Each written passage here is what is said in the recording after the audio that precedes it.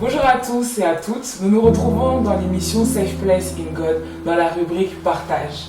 Le thème que nous allons traiter aujourd'hui est donc la moquerie. Qu'est-ce que c'est la moquerie? C'est tout simplement le fait de rabaisser et de ridiculiser l'autre par rapport à des défauts qui soient visibles ou non. Je vais vous donner un exemple tiré de 2 Rois à partir du verset 23. Le prophète Élie. Celui-ci avait été envoyé par Dieu dans une ville pour une mission bien précise. Après qu'il eut fini ce pourquoi il avait été envoyé dans cette ville, il rentra. Et sur son chemin, il rencontra des enfants qui ont commencé à le suivre et lui donner un surnom sur le fait que celui-ci était chauve. Le prophète Élie n'a sans doute pas apprécié le surnom que les enfants lui ont donné et a déclaré des paroles, les a maudits. Des ours sont sortis de nulle part et ont tué la majorité de ses enfants. Comment vous dire que ce passage me choque à tel point que des enfants qui sont synonymes de pureté et d'innocence ont été tués de manière brutale par des animaux sauvages. Le Seigneur ici nous avertit de plusieurs façons. Psaume 1, verset 1 nous dit « Ne vous asseyez pas en compagnie des moqueurs ». Mais pourquoi Dieu nous donne ce conseil? Il faut comprendre que dans ce groupe d'enfants, tous ces enfants ne se sont pas forcément moqués du prophète Élie, mais par leur simple présence avec cette mauvaise compagnie, ils ont été associés. Deuxièmement, il faut savoir à qui on a affaire lorsque nous nous moquons de quelqu'un. Ces enfants se sont moqués d'un prophète, un appelé de Dieu, ce n'est pas n'importe qui.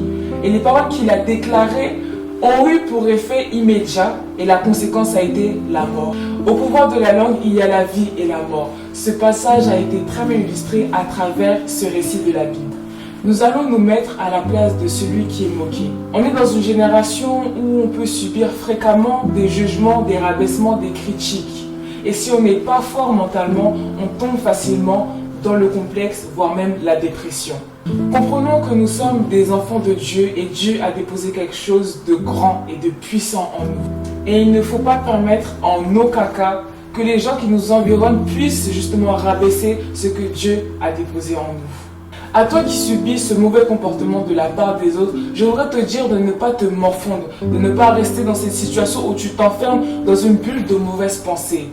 Le diable passe également par là car il sait que tu es une personne qui se préoccupe du regard des autres et il va justement se servir de ça pour te déstabiliser et t'éloigner encore plus du chemin de Dieu.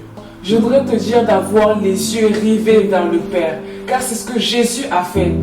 Il a été frappé, humilié, critiqué, mais il n'a pas regardé à tout ce qui était autour de lui, mais il a regardé vers Dieu. Il a continué jusqu'à ce que sa mission fût accomplie. À toi qui es moqueur ou qui s'assoit en compagnie des moqueurs, je veux que tu puisses comprendre que le Seigneur nous dit aimez-vous les uns les autres et non rabaissez-vous, ridiculisez-vous les uns des autres. Une personne peut déclarer une parole sur ta vie qui peut ne pas agir dès l'instant T, mais à l'avenir et te freiner. Il faut avoir la sagesse d'esprit de se mettre à la place de l'autre. Qu'est-ce qu'on va susciter chez la personne qui est en face de nous lorsque nous allons nous moquer?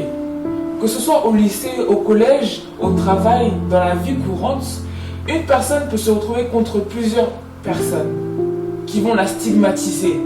Lorsqu'elle va rentrer chez elle, elle ne va pas forcément communiquer avec les gens qui sont autour d'elle. Et par l'action qu'on a posée, qui a été la moquerie, on va détruire son mental. Cette personne va se rabaisser, va dévaloriser tout ce que Dieu a mis en elle, que ce soit sa beauté, ses dons, ses talents, et j'en passe. À toi qui s'assois en compagnie des moqueurs, je voudrais te dire que même si tu n'agis pas forcément comme ce groupe d'amis, le simple fait que tu sois avec eux, tu es directement associé. Lorsqu'il y aura une situation, tu seras impliqué et tu devras en subir les conséquences. Que ce soit la moquerie, le jugement ou autre, il faut avoir la présence d'esprit de se dire « Qu'est-ce que Jésus aurait-il fait à ma place ?» Jésus, étant rempli d'amour, il divulgue l'amour. Mais qu'en est-il de nous? Si nous sommes ses enfants, nous devons faire de même. Nous devons divulguer l'amour autour de nous. Demeurons tous bénis dans le nom de Jésus et faisons du Seigneur Jésus notre modèle.